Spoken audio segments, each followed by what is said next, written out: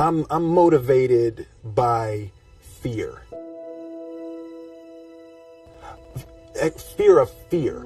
I hate being scared to do something. It's very simple. This is what I believe, and I'm willing to die for it. Yeah. Period. You can't be scared to die for the truth. The truth is the only thing that's ever going to be constant. And you can't fear what might happen to you if you were to tell the truth. Because what happens to you if you don't tell the truth is worse than telling the truth will ever be. The first step before anybody else in the world believes it is you have to believe it.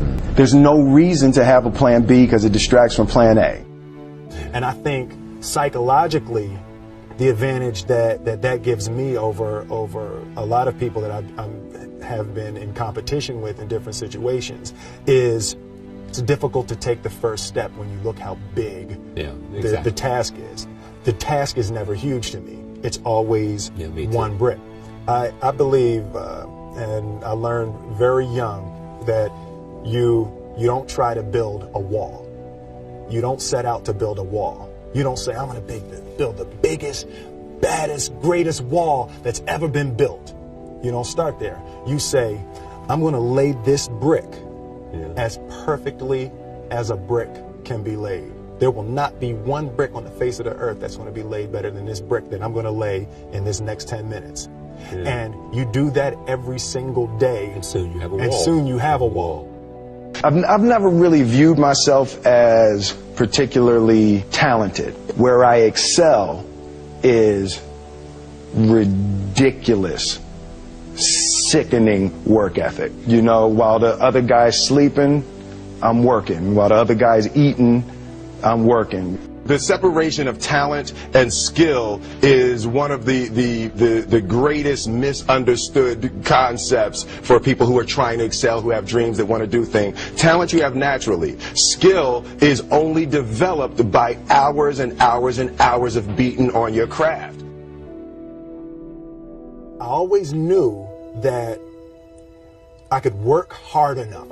There wasn't an issue with discipline, or there wasn't an issue with the ability to sacrifice or the willingness to sacrifice. There's no easy way around it. No matter how talented you are, your talent is going to fail you if you're not skilled. Mm-hmm. You know, if you don't study, if you don't work really hard and dedicate yourself to being better every single day. Mm-hmm. This one year, my father had his shop, and he decided for whatever reason that he wanted a new wall on the front of his shop. So he tore down probably about 16 feet high and probably about 30 feet long. He just completely tore the wall down, and my brother and I had to dig a 6-foot hole. We for the foundation. We would mix in the concrete by hand. A year and a half. We were building this wall for a year and a half. Every day after school, we would come and mixing concrete, putting it in the hole, doing it. And it was just myself and my little brother. And I remember standing back, looking at that wall, saying, there's going to be a hole here forever. A year and a half later, we laid the final brick. And my father stood back with my brother and I know he planned this. He says he didn't, but I know he had been planning this and writing this for his for the past 2 years. But we stood back, we looked at the wall, and he looked at me and my brother and said, "Don't y'all never tell me that you can't do something," and walked into the shop. As a child, my parents always told me you could be whatever you want to be, you could do whatever you want to do.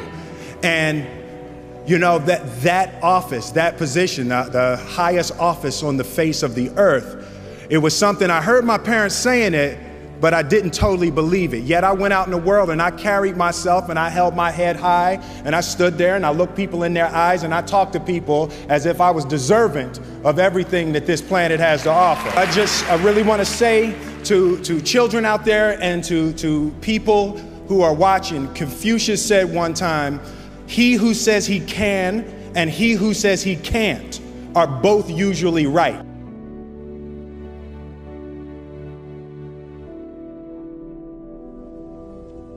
having the opportunity to study greatness. Anytime you have that opportunity, there are certain intricacies that will make clear who you are. It becomes that much more clear who you are.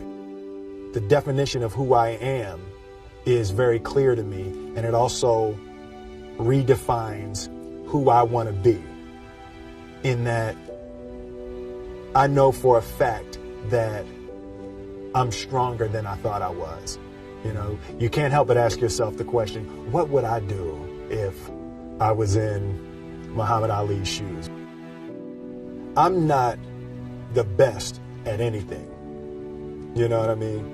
Eddie Murphy is funnier than I'll ever be. Denzel is more powerful than I'll ever be. I think that my strength is I can do everything well. You know, I can do a little bit of everything, and that's what I concentrate on to be my strength. I'll never be able to compete with Denzel.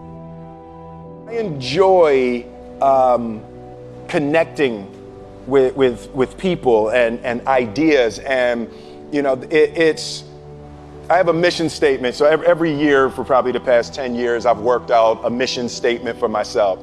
And for the last few years, the mission statement has stayed the same, and it's been improve lives, right? So when I go into something, I'm looking for how the quality of this piece could potentially improve lives. But it's all along the way. It's when you make the movie and how you're interacting with people in the process. And the concept of improving lives runs through the center of everything I do. And then I realized that the way to improve lives is to continually improve yourself, right? So with that, every morning when I get out of the bed, I haven't fixed everything in the world yet, so there's always something to do.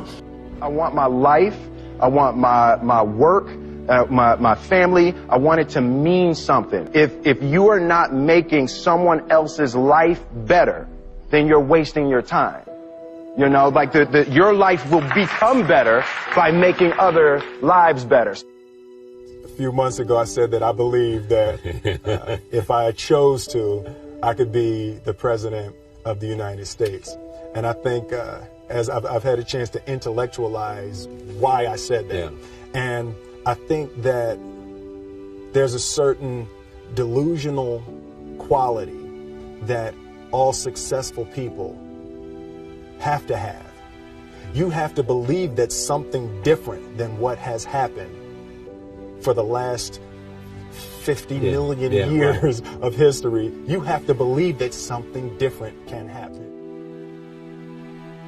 The one thing that I truly tried to communicate in the interpretation of Ali is the complex simplicity of greatness.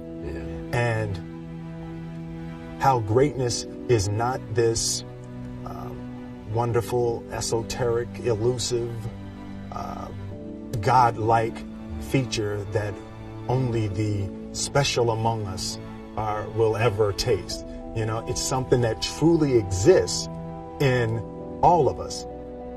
Loss is bound to joy. Like pain and suffering are bound to joy. The being able to survive something is actually a big part of being able to find that next wave of joy. You appreciate smaller things. I hated being scared, that I didn't want to even take the meeting. I just hated that being scared to do something. And I think what developed in my early days was the attitude that I started attacking things that I was scared of.